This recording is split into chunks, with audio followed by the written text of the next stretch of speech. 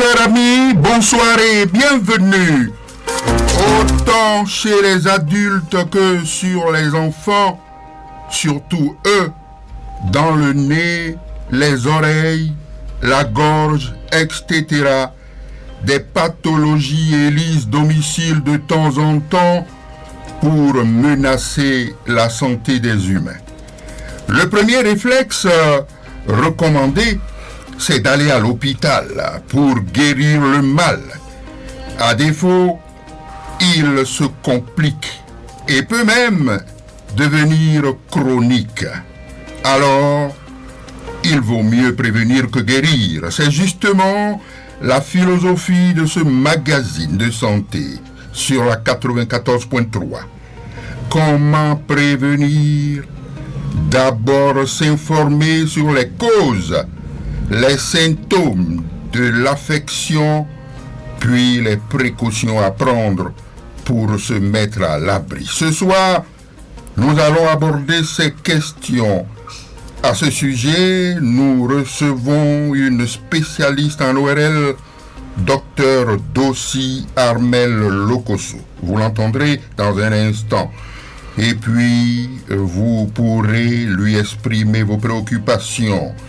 La rubrique Recettes de santé portera aujourd'hui sur fruits à pain.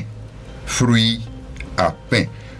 Notre blé foutou en fongbe que vous connaissez. Vous en saurez plus tout à l'heure. Merci de votre bien aimable attention.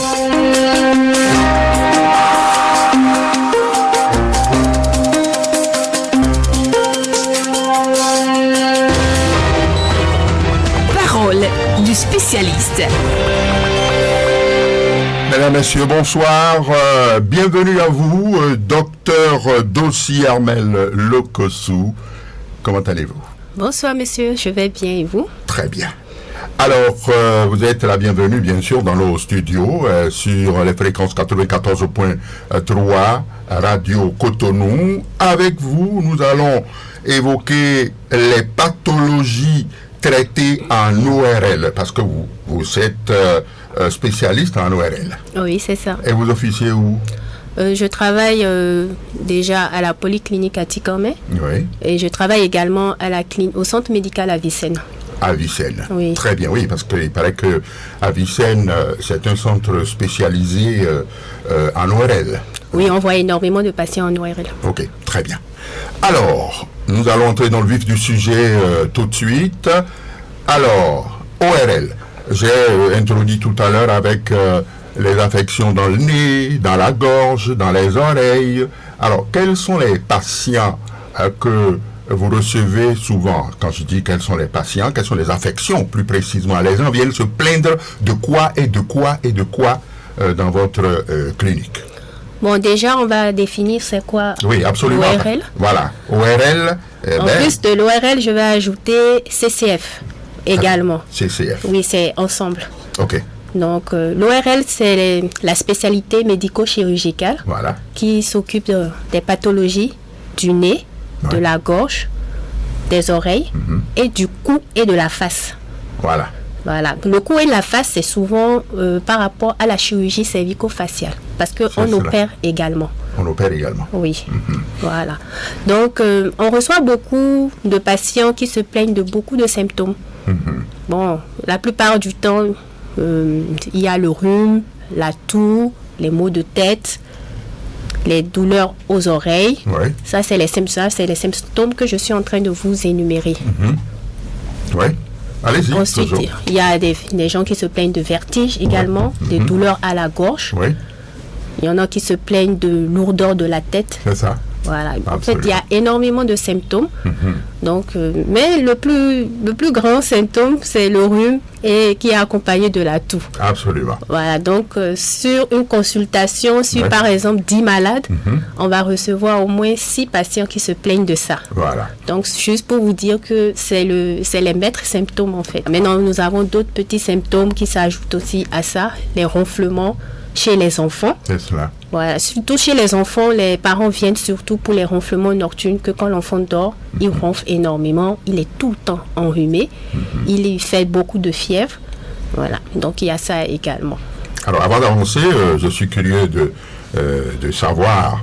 Bon, on sait que ORL, otorhinolaryngologie et tout, est-ce que c'est bien ça? Oui, c'est exactement ça. C'est cela, ORL, parce que beaucoup de curiosité s'expriment. ORL, qu'est-ce que ça veut dire? On sait que dans les autres secteurs de santé publique, on connaît la cardiologie, etc.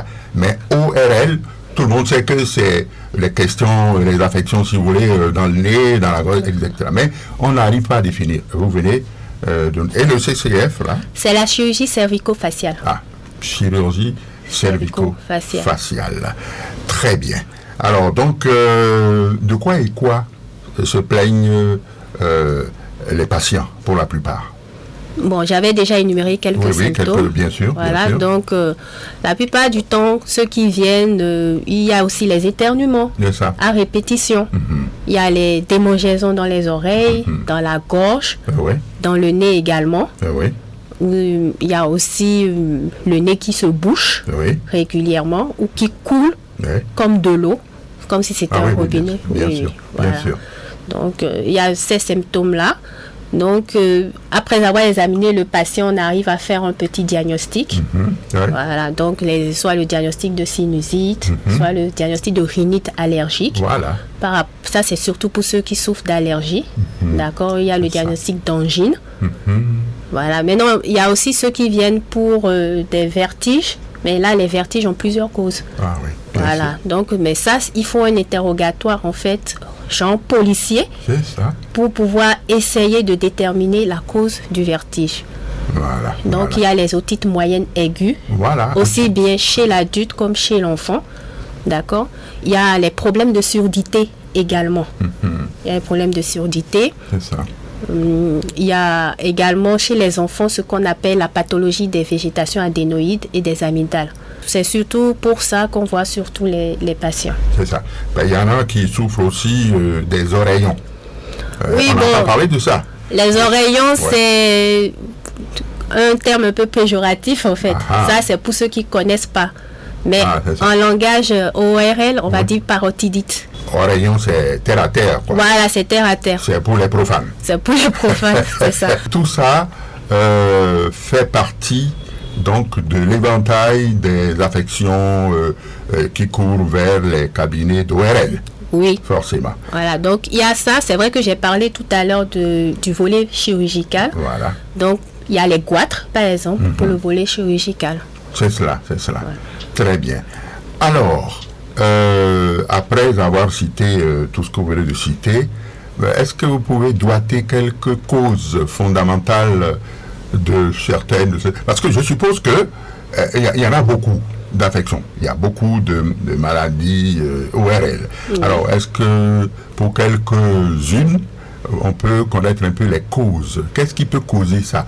Si je prends par exemple la sinusite, c'est ce qui se dit. Alors, qu'est-ce qui peut causer ça? Les goitres, par exemple, qu'est-ce qui peut causer ça? Il y a bien d'autres choses. Les otites, pour les enfants, par exemple, et tout.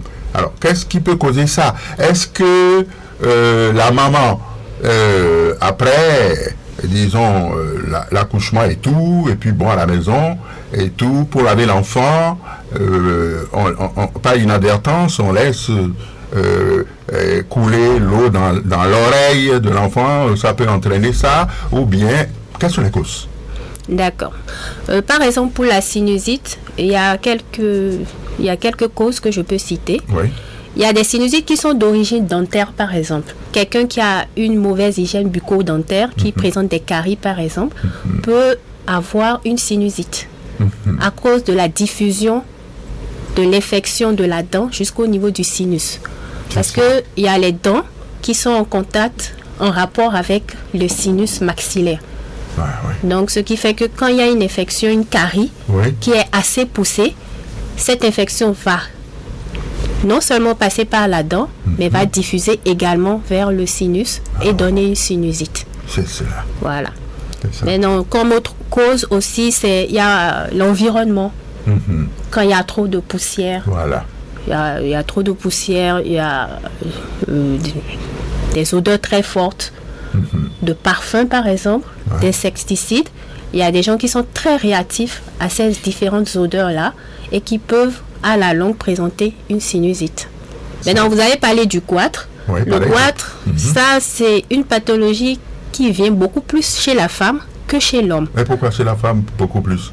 Les femmes sont beaucoup stressées avec le quotidien.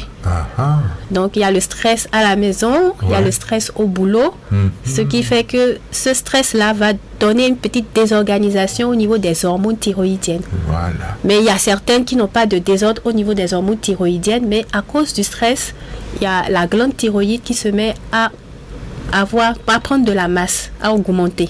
C'est ça. Et ça commence pas à être visible au niveau du cou. C'est ça. On ne va plus parler de goitre à cause de manque de sel, par exemple, de sel iodé. On n'est plus à ce stade-là à l'heure actuelle. C'est cela. Oui, actuellement, tout le monde consomme du sel iodé, donc il n'y a plus de goitre. Il y a quasiment plus de goitre dû à un problème de sel iodé. Il y a d'autres affections que... vous avez parlé de l'otite, je pense. Oui, par exemple. Donc, il y a différents types d'otites. Oui. Il y a les otites simples et il y a les otites moyennes aiguës. Les otites simples, par exemple, les gens qui utilisent beaucoup le coton-tige, qui peuvent, à un moment donné, à force d'utiliser tellement le coton-tige, ils vont créer des petits micro-traumatismes à l'intérieur de l'oreille et avoir des douleurs. Maintenant, les otites moyennes, ça, c'est des infections de l'oreille au niveau du tympan en particulier. C'est ça. Voilà. Mais non, tout à l'heure, vous avez donné un exemple par rapport à est-ce que si par exemple la maman, en donnant le bain à l'enfant, si l'eau rentre, bon, logiquement, normalement, non, ça ne va pas créer d'otite. Sinon, nous allons tous faire des otites. Voilà. L'eau qui rentre, quand il n'y a pas de pathologie au niveau de l'oreille, l'eau qui rentre dans l'oreille ressort toujours. C'est ça, c'est ça. Voilà. Pour les personnes adultes, quelles sont les affections courantes pour les personnes adultes, par exemple, quoi? Les personnes adultes, c'est à peu près la même chose que chez les enfants, mais il y a d'autres pathologies qui peuvent aussi s'ajouter. Chez certaines personnes, chez les adultes, par exemple, il y a la perte de la voix, qu'on appelle couramment dysphonie. Et il faut s'en inquiéter surtout lorsque ça dure depuis plus de 3 semaines. Ah oui? Oui. Perte de la voix. Oui, on a perte de la voix ou modification de la voix. C'est cela. Donc, alors, si ça persiste, il faut consulter impérativement un médecin, un médecin voilà, pour voir s'il n'y a pas de cancer en dessous. Ah oui. Chez les adultes, oui, cancer du larynx. Ah, du larynx. Oui. Ah, donc il faut rapidement, à la moindre incartade, il faut qu'on y voit un médecin. Oui, et s'assurer qu'il n'y a pas de problème. Et c'est ça la prévention. Il faut prévenir. Il faut prévenir. Parce qu'au moment de faire de la guérison, ça peut être tard. C'est ça? Si, par exemple, c'est un cancer et que le malade vient un peu tard et que ça a dépassé le stade opératoire, bon, oui, c'est ça. C'est un peu difficile de pouvoir obtenir une guérison totale ou parfaite. Ça. Ils s'en résignent, quoi. Voilà, c'est ça. Et qu'est-ce qui peut causer vraiment ça? Ça vient comme ça, ex nihilo. Ça peut venir comme ça, un beau matin, on se découvre avec cette affection, c'est ça? Pour les cancers du larynx, il y a des facteurs favorisants, comme le tabagisme, l'alcoolisme. Par exemple, les menuisiers, ils doivent faire aussi attention. Il y a un menuisier qui doit faire attention à cause du fait de raboter en fait le bois. Il y a des petits... bouts qui se détachent, ils peuvent les inhaler par exemple. En grosso modo, dans les cancers, l'alcoolisme et le tabagisme sont des grands facteurs favorisants. Maintenant, il y a aussi, c'est vrai, on n'en parle pas beaucoup, mais il y a les infections virales telles que au papillomavirus par exemple. Ça veut dire quoi? Le papillomavirus, c'est un virus qui est assez agressif. Ah oui. Voilà, qui peut aller se poser au niveau des cordes vocales et puis donner le développement anormal de cellules et donner un cancer. Voilà, donc c'est pas seulement au niveau du larynx, c'est par rapport au papillomavirus, même au niveau de la gorge, ça peut donner un cancer au niveau de la gorge. C'est ça. Oui. Mais dans tout ça, quelles sont les précautions qu'on peut prendre pour vraiment éviter ces risques-là? Il y a des précautions quand même qu'il faut prendre parce que bon, le monsieur qui est là, et tout, s'il ne veut pas courir, il faut qu'il prenne des précautions à l'avance pour être sûr qu'il est à l'abri de ci et ça. Est-ce qu'il y en a quand même? Bon, déjà par rapport au cancer, on demande aux malades d'arrêter de fumer. Et l'alcool aussi. L'alcool aussi, on demande de vraiment tempérer la prise d'alcool. Parce qu'il y a des gens, ils disent, sans mon petit verre de vin, je ne me sens pas bien le soir. C'est ça. Il n'y a pas de souci pour le verre de vin, mais on tempère un peu la prise d'alcool. Mais c'est l'alcool, là, whisky. L'alcool fort, voilà. Le whisky. C'est ça. Il faut vraiment faire attention à ça. Le soda-bi aussi, par exemple. Ça rentre dans l'alcool. Ça rentre dans l'alcool. Oui, c'est sûr. Voilà, donc il faut juste tempérer. C'est pas qu'on interdit complètement. Non, mais si vous prenez votre petit soda-bi, je sais pas, une fois par trimestre, c'est difficile pour certains. Pour certains, c'est difficile. Ah oui. Oui, mais arrivé à un certain âge, il vaut mieux ça. Ah, il vaut mieux ça. Ouais, oui. Il faut s'interdire certaines choses pour être en bonne santé. Voilà, c'est ça. Donc, il faut vraiment faire violence sur soi-même pour avoir la garantie de la bonne santé, docteur. Oui, c'est ça. C'est cela. Alors, donc, précaution pour précaution, c'est un peu ce que vous pouvez dire. Oui, c'est un peu ce que je peux dire. Et puis, dès qu'on sent une petite anomalie, il faut consulter. Ouais, voilà. D'accord. Très bien. Alors, parce que tout à l'heure, nous allons ouvrir la rubrique des auditeurs qui vont donc exprimer leurs préoccupations et nous allons noter très rapidement et puis après nous allons répondre à leurs questions. Docteur, oui. On peut y aller? Oui, on peut y aller. Merci, docteur.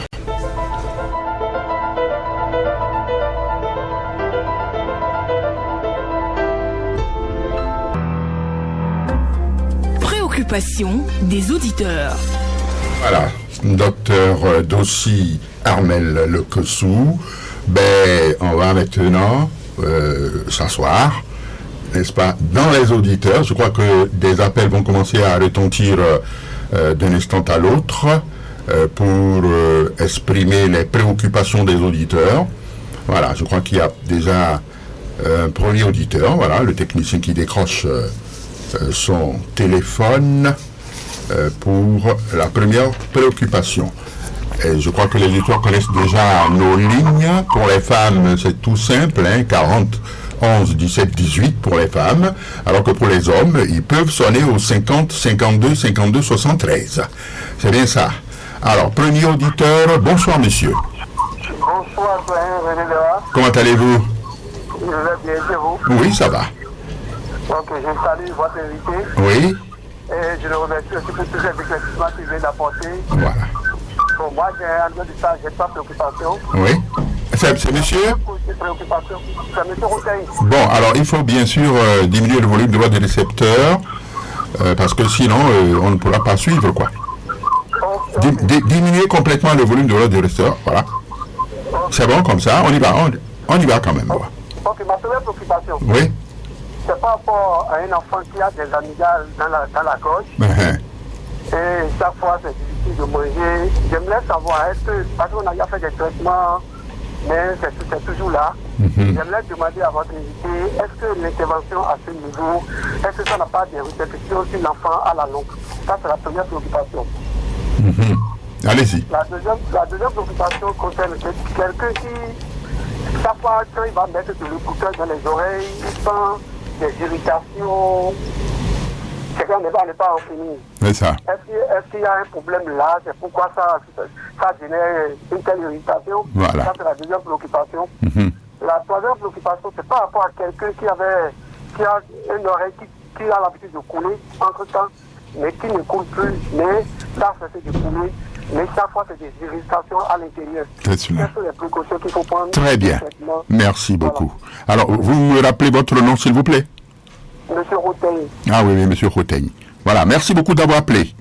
Ouais. Ok, bonsoir.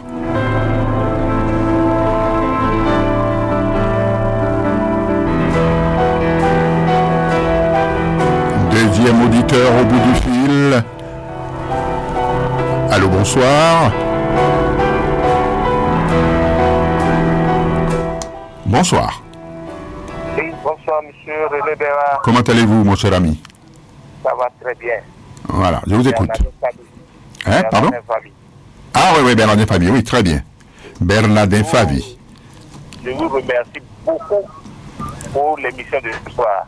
Ah oui. Et je remercie aussi l'invité qui nous a donné plus de détails. Très bien.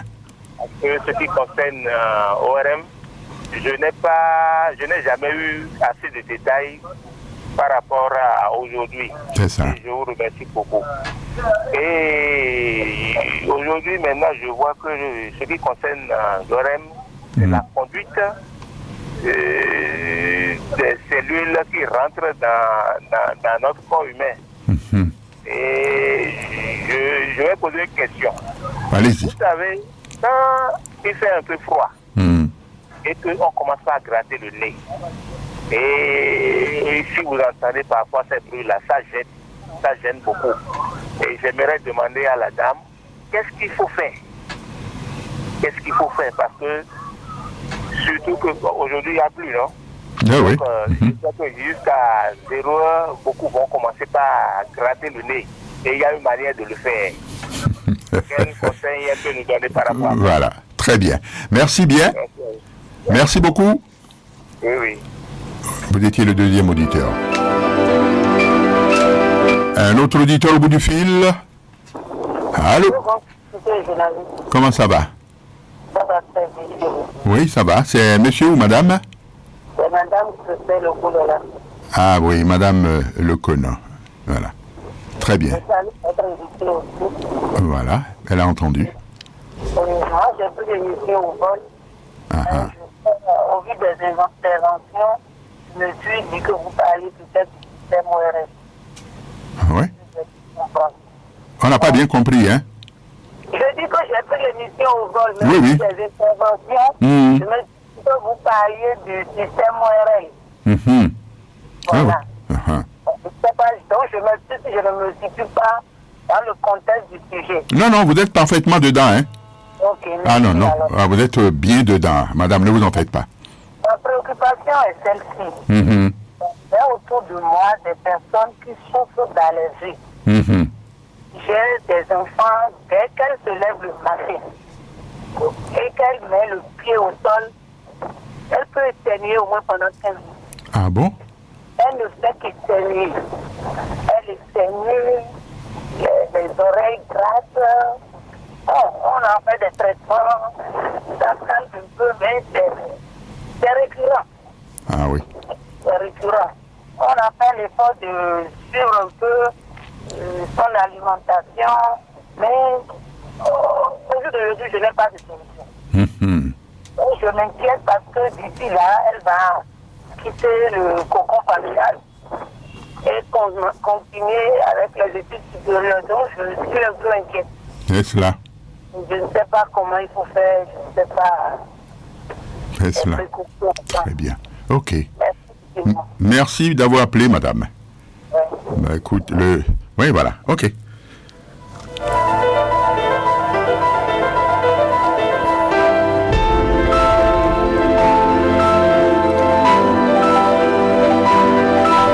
Alors donc, pour cette première série de préoccupations, Dr Lokosu va prendre la parole pour répondre à chacune de ces préoccupations. Docteur, c'est à vous. Merci beaucoup, Monsieur Béra. Donc, par rapport à la préoccupation de Monsieur Routeigny, qui a d'ailleurs posé 3 problèmes. Ouais, le premier problème, par exemple, c'était par rapport à un des enfants qui faisait des amygdalites à répétition. Oui. Et je pense que si j'ai très bien compris, il a été posé l'indication d'une chirurgie chez cet enfant-là. Est-ce que le fait de l'opérer aura une répercussion sur l'organisme de l'enfant? Je vais répondre à cette question comme l'enfant c'est vrai qu'on n'a pas eu le temps de discuter un peu, mais il faut savoir que si l'indication opératoire a été posée, ça veut dire qu'à un moment donné, les amygdales ne font plus leur travail et deviennent beaucoup plus un foyer de bactéries que autre chose. Donc, le fait d'opérer l'enfant n'aura pas de répercussion sur son organisme. Oui. D'accord? L'organisme est tellement bien conçu que quand on va enlever ces amygdales-là, le travail que les amygdales faisaient, l'organisme va trouver un autre moyen de pouvoir compenser ça. C'est cela. Voilà. Donc, il n'y a pas de répercussion en tant que telle sur l'organisme de l'enfant. Donc, il peut se rassurer par rapport à ça. Ensuite, il a parlé des écouteurs dans les oreilles, que lorsqu'on met les écouteurs dans les oreilles, il y a souvent quelqu'un qui parle souvent d'irritation. Oui. Déjà, le fait d'utiliser les écouteurs tout le temps, c'est pas bon. C'est pas bon. C'est pas bon. Ça, c'est un. De deux, il faut voir le volume. À quel volume est-ce la personne utilise les écouteurs? Si le volume est très fort, il va sentir forcément une irritation. Ah oui? Oui. Pourquoi? Parce que le système auditif est fait de telle sorte que le pavillon, lui, capte le son. C'est ça. Or, quand vous mettez les écouteurs, vous supprimez le travail du pavillon. Et on reçoit directement le son au niveau du tympan. Ah, oui, oui, oui. Et quand le son est reçu directement au niveau du tympan et quand le son est très fort, oui. Il y a un petit système de rétrocontrôle, on va dire, c'est-à-dire quand le son est très fort, il y a quelque chose qui retient en fait pour que l'oreille ne reçoit pas fortement le son. Mais quand c'est sur une période donnée, le son est perçu de façon forte comme ça, de cette façon, c'est fort. À un moment donné, ce petit rétrocontrôle-là, arrête de le faire. Ça s'arrête de travailler. Ce qui va donner des irritations. Ah oui. Oui. Donc c'est pour ça que nous on interdit carrément aux malades d'utiliser, même s'ils veulent utiliser des écouteurs, c'est de façon ponctuelle. C'est cela. Genre quelques minutes pour prendre un appel, pour écouter de la musique, genre 3 minutes, mais pas garder les écouteurs pendant longtemps. C'est cela. À la longue, même, il peut avoir une perte auditive. Ah oui? Oui, à la longue, lorsque la personne utilise les écouteurs tout le temps, c'est cela.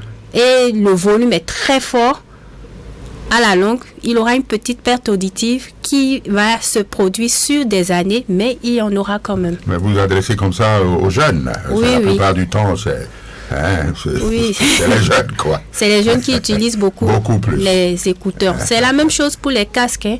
Donc, l'idéal, vous voulez utiliser les écouteurs, vous voulez utiliser les casques, c'est de façon ponctuelle. Ponctuelle, voilà. Très bien. Et le volume ne doit pas être très fort.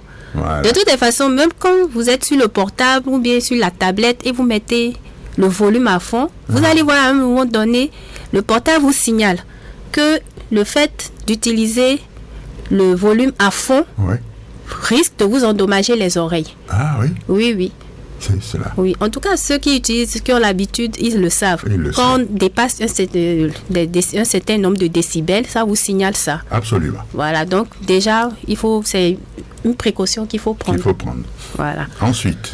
Maintenant, par rapport à sa dernière préoccupation, il a parlé d'oreilles qui coulent et qui s'est arrêtée de couler. Quelles précautions est-ce qu'il faut prendre?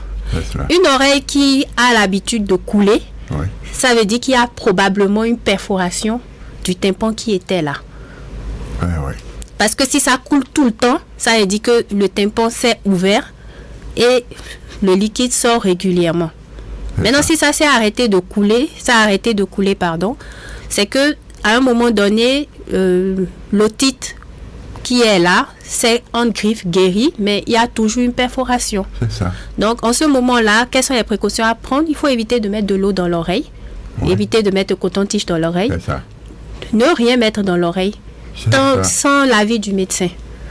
Quelqu'un qui présente une perforation du tympan doit prendre l'avis de son médecin avant de mettre quelque chose dans son oreille. C'est cela.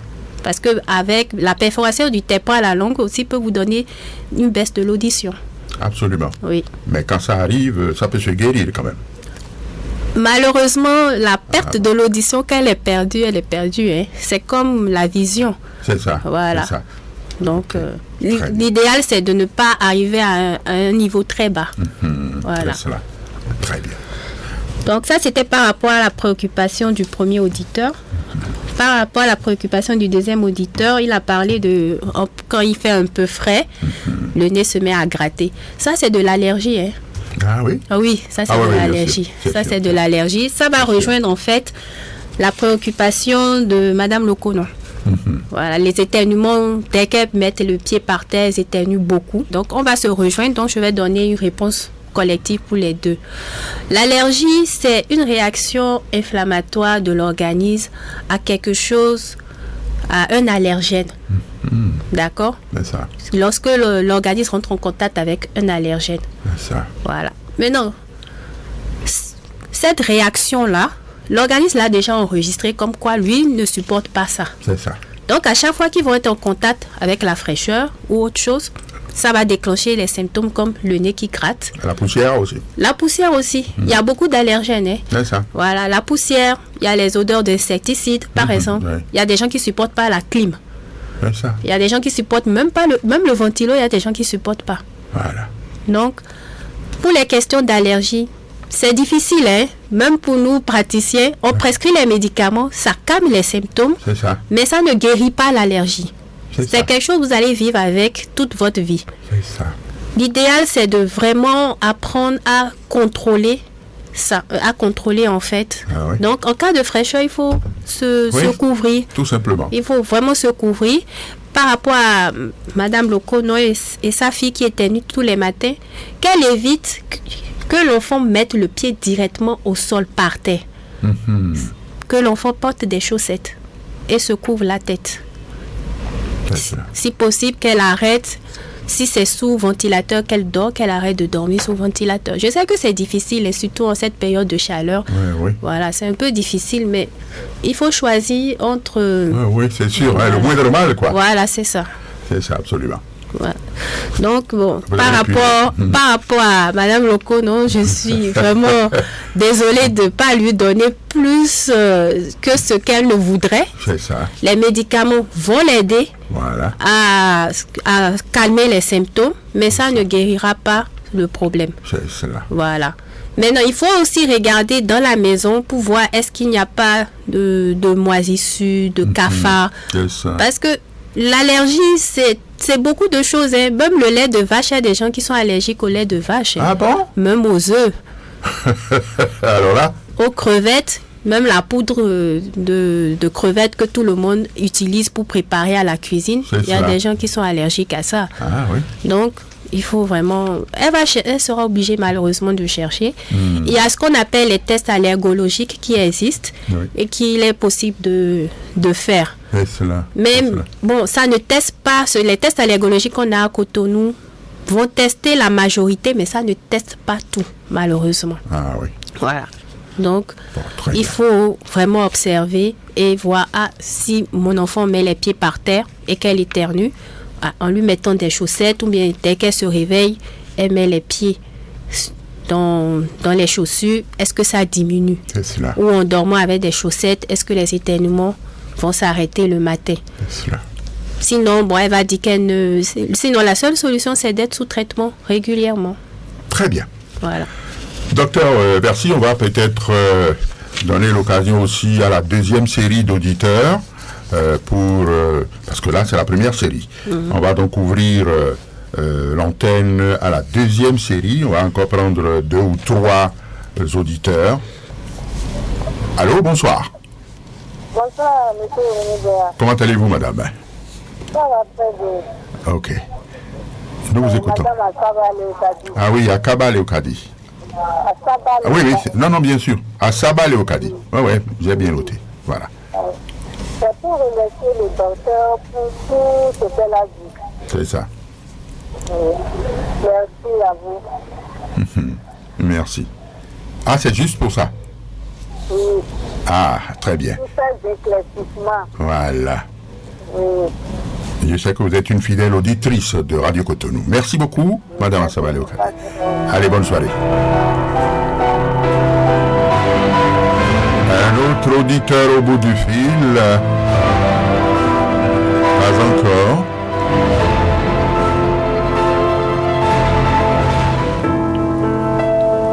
J'ai bien l'impression que l'ORL est quand même un secteur assez aigu, docteur Lokosu, et que apparemment il y a assez de risques dans ce secteur que les autres secteurs. Bon, c'est vrai que dans tous les secteurs de santé publique, en cardiologie, il y en a, disons, à la stomatologie, il y en a, etc. C'est une observation, tout simplement, c'est un constat. D'accord. Docteur. Bon, moi, mais je vais vous poser une question. Oui. C'est de me préciser un peu de quel risque est-ce que vous faites peut-être un peu allusion. Bon, bien sûr, risque, parce que tout à l'heure, bon, voilà, je crois qu'on a un autre auditeur au bout du fil, on va peut-être le prendre. Allô? Allô? Oui, allô, monsieur Obewa. Oui, comment ça va? Oui, ça va très bien, on m'appelle Christian à Vendée. Ah oui, très bien, Christian Azandé, oui. À Vendée, Oui, bien sûr, AV, quoi. Très bien, très bien. Et ma préoccupation est que j'ai un garçon de 12 ans qui, depuis un de 4 ans, malgré les soins de parasitage qu'on lui fait, la salive lui vient toujours à la bouche. Quel que soit ce qu'il mange, et puis après, je ne sais pas si c'est une pathologie de l'ORL également. Ah, c'est ça. Oui. La salive. La salive lui vient toujours à la bouche. C'est Ce qu'on lui fait, on l'a déparasité, on lui a fait des mufuges. Oui. Mais toujours est que, bon, lui, il doit garder les salives dans la bouche. Donc je voulais demander si je peux avoir un conseil auprès du docteur. Cela. Ok, très bien. Merci bien. Oui.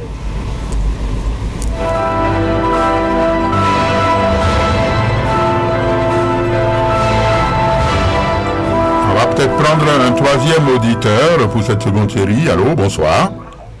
Allô, oui, bonsoir, monsieur. Comment ça va, madame? Ça va bien chez vous? Oui, très bien, madame. Salut, docteur. Ah oui, docteur, oui, elle a entendu. Ok, j'ai une petite préoccupation, s'il vous plaît. Oui? J'ai celle-ci là. Ouais. Elle a environ 40 et quelques ans. Voilà. Maintenant là, cette fois-là, à la gauche là, ça lui fait comme si elle a rhume. Mais elle n'est pas enrhumée. Voilà. Mais elle est souvent allergique. Elle sent l'odeur du parfum, l'odeur du... je ne sais pas là. Oui. Elle commence à éternuer. Ça va même pousser elle tout là. Elle éternue. Voilà. Mais maintenant, elle commence à sentir dans sa bouche, dans sa gorge que elle fait comme si elle a rhume. Mais elle n'est pas enrhumée. C'est ça. C'est ça que je voulais savoir. On va faire un cativette qui s'appelle de calavie. Voilà, un cantivette. Très bien, merci beaucoup. Merci infiniment. Vous êtes la dernière auditrice. Voilà. Docteur, voilà la question. Je crois que très brièvement, vous pourrez ramasser tout cela et répondre. L'enfant qui salive toujours, alors que moi, je connais quand même des gens qui ne trouvent même pas la salive, etc. Ça existe. Vous avez la parole, docteur. Merci beaucoup. Bon, par rapport à cet auditeur, je lui dirais de passer en consultation pour un peu plus d'investigation. D'accord. Parce que, bon, là, il faudra lui poser, en fait, beaucoup de questions. Voilà. Donc, c'est mieux qu'il passe tranquillement en consultation. On va mieux en discuter. S'il faut demander des examens complémentaires, on demandera des examens complémentaires. Voilà. Très bien. Et par rapport à la dernière auditrice, bon, elle a parlé d'éternuement à répétition sans que la personne ne soit enrhumée, mais elle sent qu'il y a quand même du rhume à l'arrière de la gorge.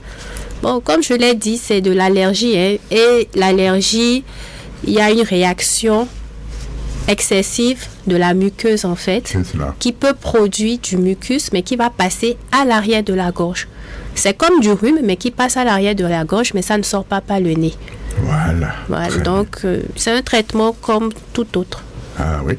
Oui. Voilà. Donc, pour approfondir cela, il faut faire un tour. Oui, il faut faire un tour et puis on lui donnera beaucoup plus de conseils. On mettra un bon traitement et il faudra surveiller, comme on le dit. Voilà.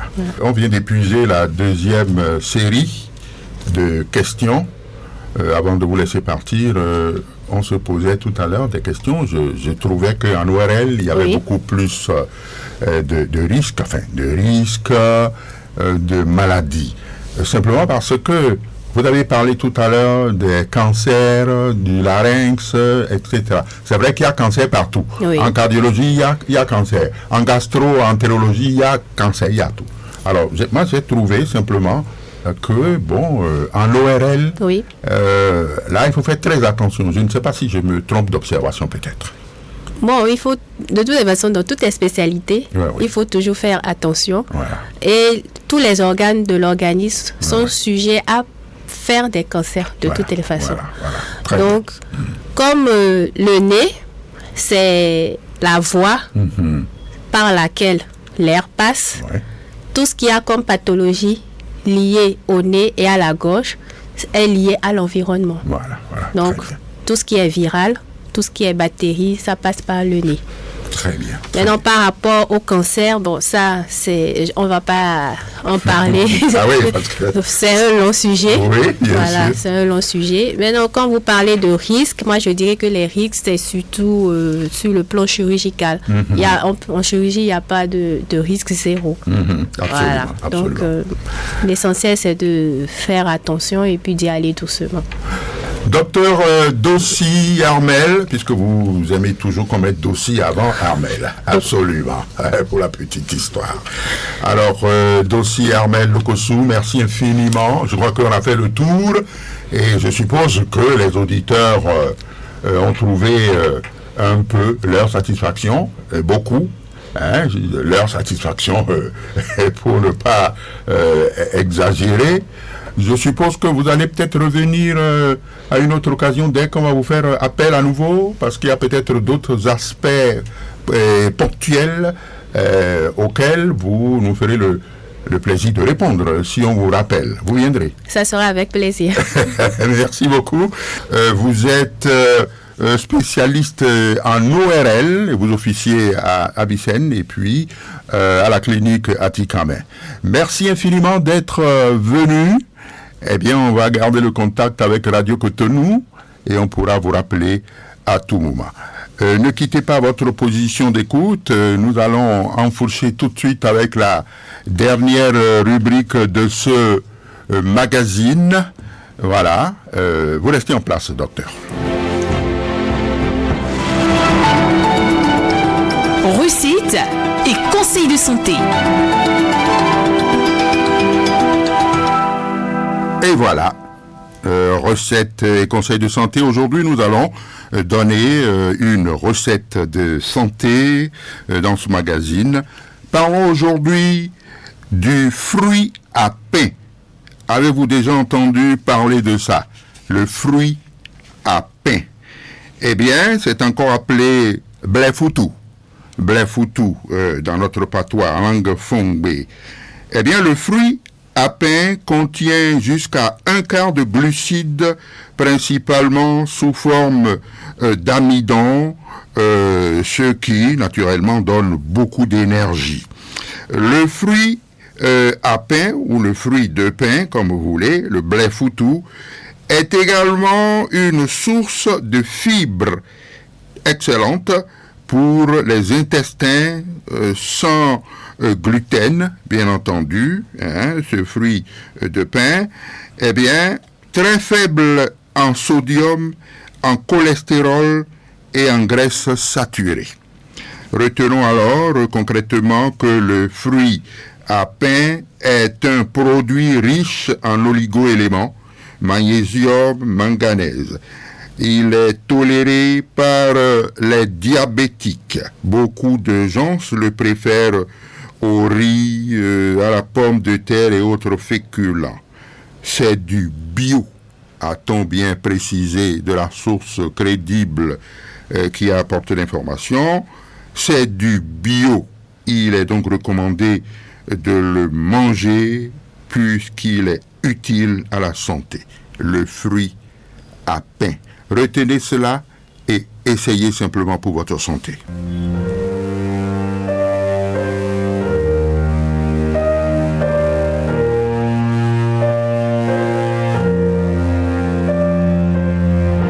Mardi 11 juin 2024, Carrefour Santé s'est terminé. Nous recevions aujourd'hui Dr Dossi Armel Lokossou. Elle est spécialiste en ORL. Elle nous a entretenu des pathologies traitées en ORL. À suivre.